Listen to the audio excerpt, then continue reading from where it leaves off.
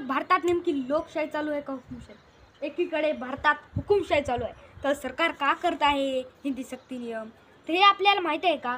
सरकार हिंदी सक्ती नियम याच्यामुळे करत आहे की जवळपास मुंबईत 30 ते 35% मतदान दुसऱ्या राज्यातले आलेले आहे.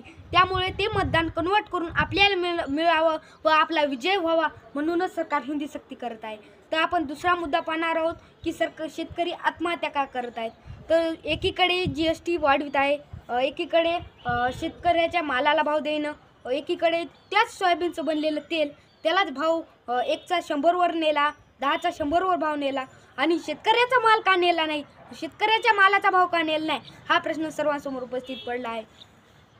तर दुसरा मुद्दा आपण पाहणार आहोत की सरकार लाडकी बहीण योजना का सुरू केली आहे.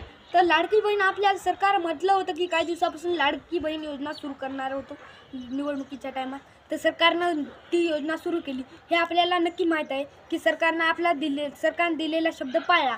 हे आपल्याला माहीत आहे की सरकार आपल्याला कोणीकडून प्रॉफिट देत आहे, कोणीकडून लॉस देत आहे, हे पण आपल्याला माहीत पाहिजे.